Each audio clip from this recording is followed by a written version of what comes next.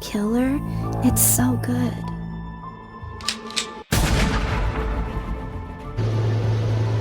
Welcome to Killer Looks. I'm Killer, and we're about to go to relic school. I know what time it is. It's time for a new Killer Looks video. Damn, killer. It's so good.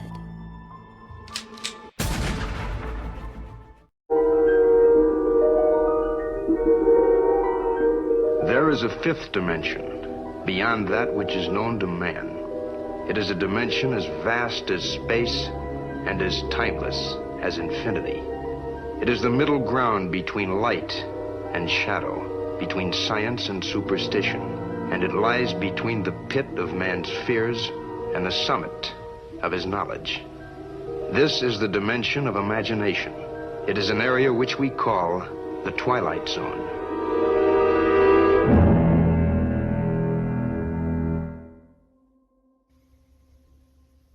Hello, fam.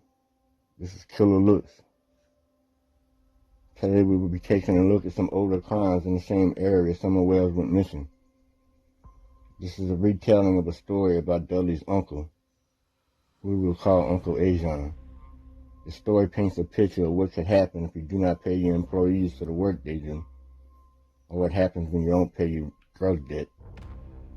Following retelling is for educational purposes only. We are not pointing any fingers at anyone, but we are shedding light on a subject that needs further discussion.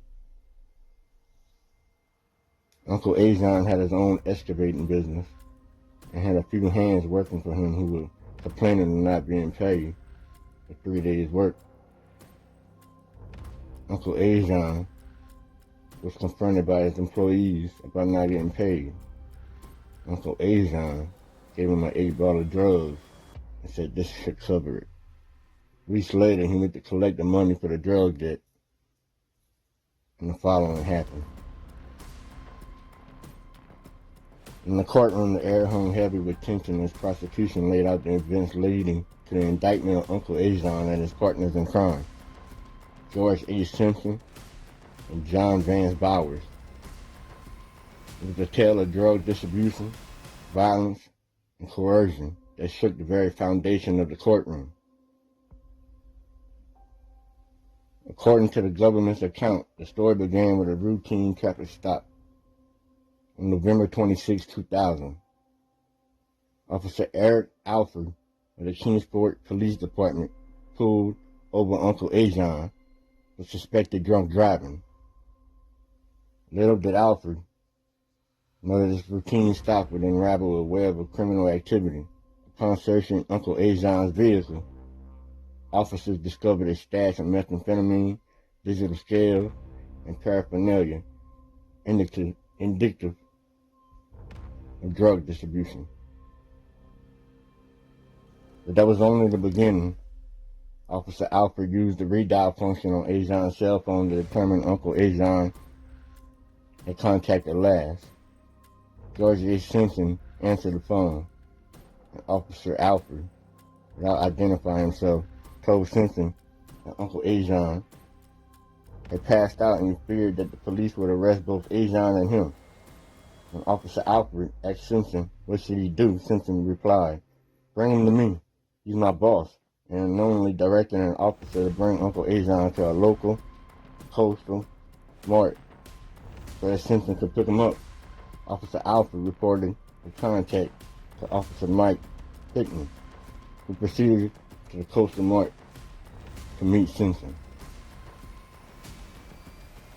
Arriving at the coastal mart at 10 p.m., Officer Hickman observed 2 men dressed in camouflage entering the store,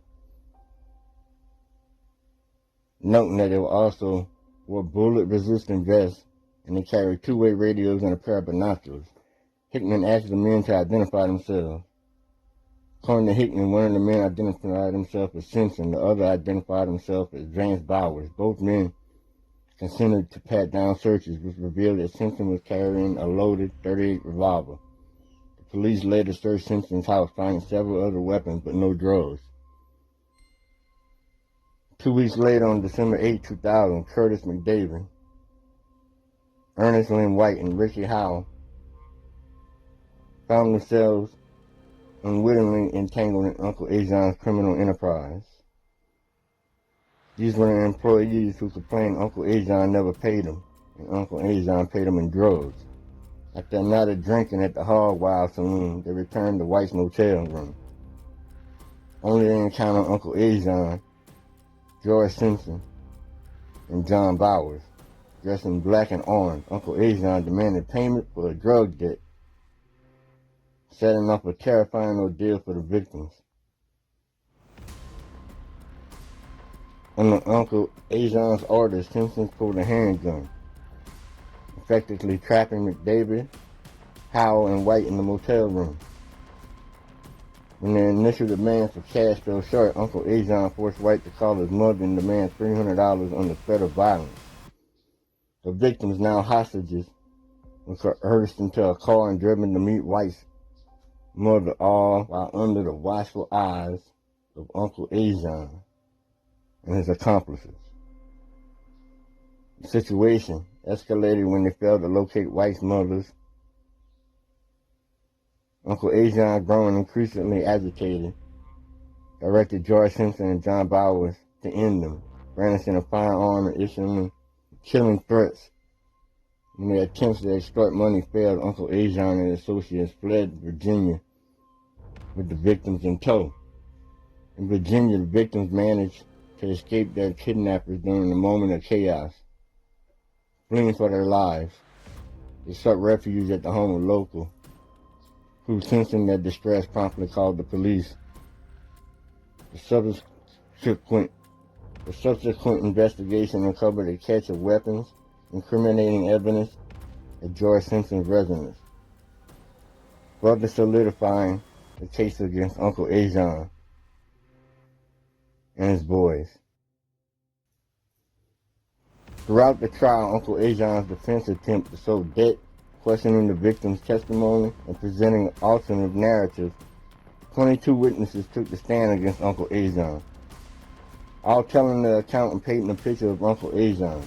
But in the end, overwhelming evidence and testimony from law enforcement officials painted a damning portrait of Uncle Ajan's criminal activities. As the proceedings drew to a close, Uncle Ajan's fate seemed sealed. His convictions on multiple counts, including drug distribution and kidnapping, carried hefty sentences, ensuring that justice would be served for his victims and the community at large. George Simpson would go on to escape custody from the Sullivan County Jail and fled to Virginia. He was later found by the U.S. Marshals hiding in a hayloft of a barn. The 3 victims would later conveniently testify that nothing happened. They didn't know anything about a kidnapping and was just all a big misunderstanding. Taking the heat off of Uncle Ajan, Simpson, and Bowers, they would all go on to be released from jail.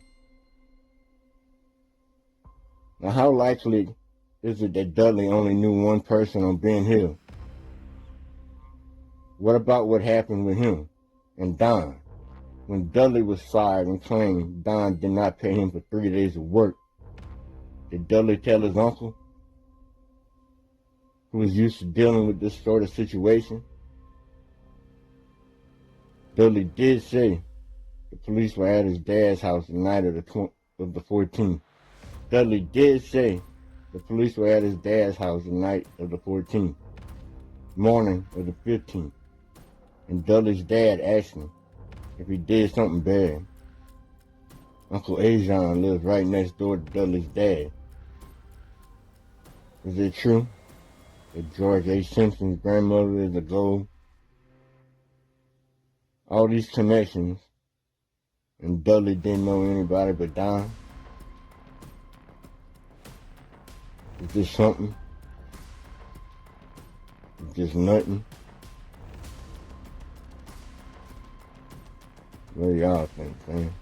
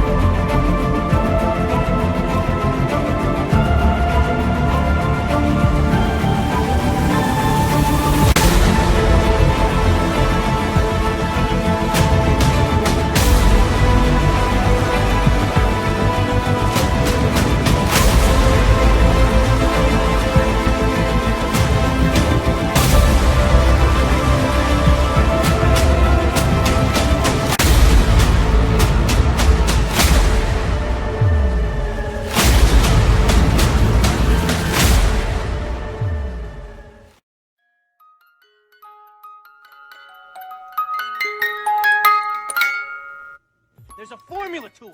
A very simple formula. Everybody's a suspect.